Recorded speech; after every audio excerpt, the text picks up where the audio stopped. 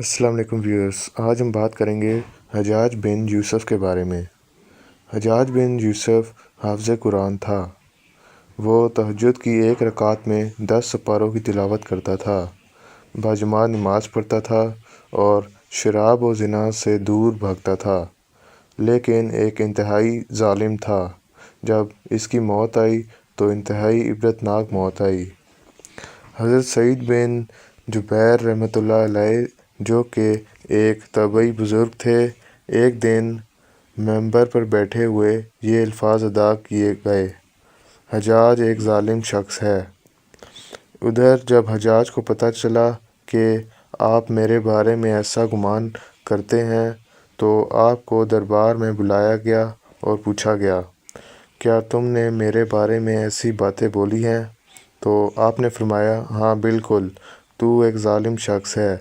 یہ سن کر حجاج کا رنگ غصے سے سرخ ہو گیا اور آپ کے قتل کے احکامات جاری کر دیے۔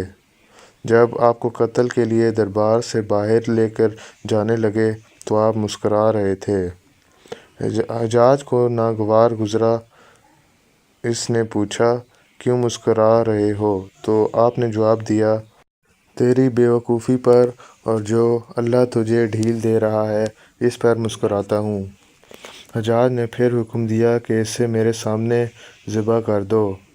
جب خنجر گلے پر رکھا گیا تو آپ نے اپنا رخ قبلہ کی طرف کیا اور یہ جملہ فرمایا، اے اللہ، میرا چہرہ تیری طرف ہے، تیری رضا پر راضی ہوں۔ یہ حجاج نے نہ موت کا مالک ہے نہ زندگی کا۔ جب حجاج نے یہ سنا تو وہ بولا، اس کا رخ قبلہ کی طرف سے پھیر دو۔ جب قبلے سے رخ پھیرا گیا تو آپ نے فرمایا، یا اللہ، رخ جدھر بھی ہو تو ہر جگہ موجود ہے، مشرق مغرب ہر طرف تیری حکمرانی ہے۔ میری دعا ہے کہ میرا قتل اس کا آخری ظلم ہو، میرے بعد اسے کسی پر مسلط نہ فرمانا۔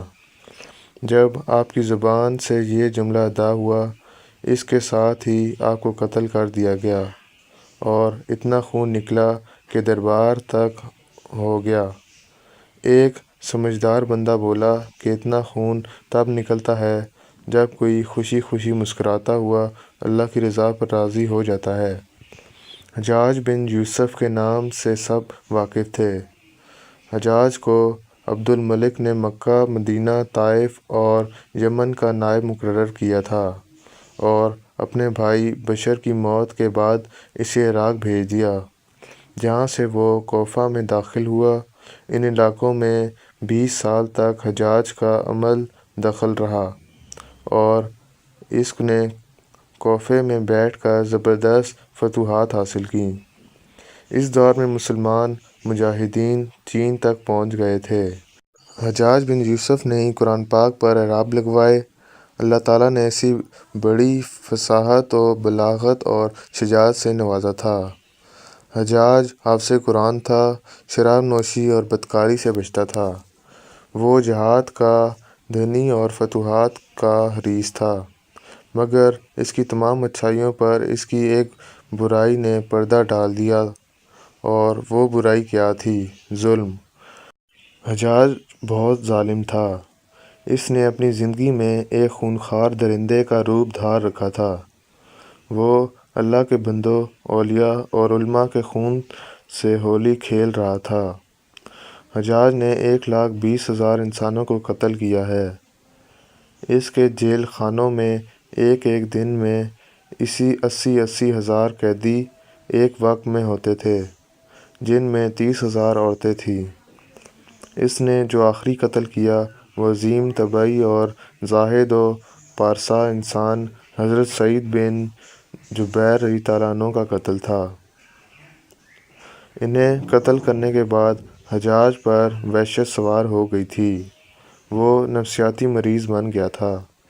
حجاج جب بھی سوتا، حضرت سعید بن جبیر رضی اللہ عنہ اسے خواب میں آ کر اس کا دامن پکڑ کر کہتے کہ اے دشمن خدا، تو نے مجھے کیوں قتل کیا؟ میں نے تیرا کیا بگاڑا تھا؟ جواب میں حجاج کہتا کہ مجھے اور سعید کو کیا ہو گیا ہے؟ اس کے ساتھ حجاج کو وہ بیماری لگ گئی جس سے زمہری کہا جاتا ہے۔ اس میں سخت سردی کلیجے سے اٹھ کر سارے جسم پر چھا جاتی تھی۔ وہ کانپتا تھا، آگ سے بھری انگیٹھیاں اس کے پاس لائی جاتی تھیں اور اس قدر قریب رکھ دی جاتی کہ اس کی کھال جل جاتی تھی، مگر اسے احساس نہیں ہوتا تھا۔ حکیموں کو دکھانے پر انہیں بتایا گیا کہ پیٹ میں سرطان ہے۔ ایک طبیب نے گوشت کا ٹکڑا لیا اور اسے دھاگے کے ساتھ باندھ کر حجاج کے حلق میں اتار دیا۔ تھوڑی دیر بعد دھاگے کو کھینچا گیا تو اس گوشت کے ٹکڑے کے ساتھ بہت عجیب نسل کے کیڑے چمٹے ہوئے تھے اور اتنی بدبو تھی جو پورے ایک مربع میل کے فاصلے پر پھیل گئی۔ درباری اٹھ کر بھاگ گئے، حکیم بھی بھاگنے لگا۔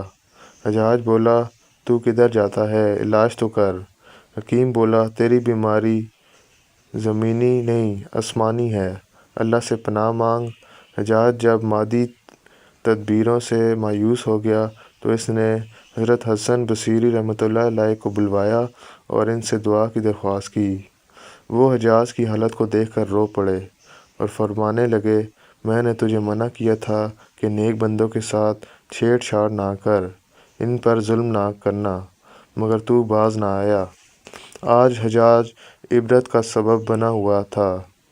وہ اندر باہر سے جل رہا تھا، وہ اندر سے ٹوٹ پھوٹ چکا تھا۔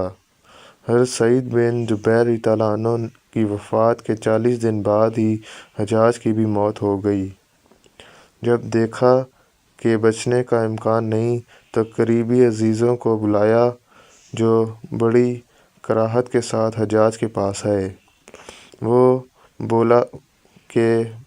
بولا میں مر جاؤں تو جنازہ رات کو پڑھانا اور صبح ہو تو میری قبر کا نشان بھی مٹا دینا، کیونکہ لوگ مجھے مرنے کے بعد قبر میں بھی نہیں چھوڑیں گے۔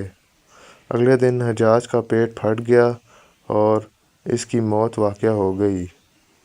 اللہ ظالم کی رسی دراز ضرور کرتا ہے، لیکن جب ظلم سے حساب لیتا ہے تو فرشتے بھی خشیت الہی سے کانپتے ہیں، عرش سارا ہل جاتا ہے۔ اللہ ظالموں کے ظلم سے ہم سب کو محفوظ رکھے، آمین۔ اگر آپ کو ہماری ویڈیو پسند آئی ہے تو اسے ضرور لائک اور شیئر کریں اور ہمارے چینل کو بھی سبسکرائب کریں تاکہ ہماری ہر نئی ویڈیو آپ تک پہنچ سکے۔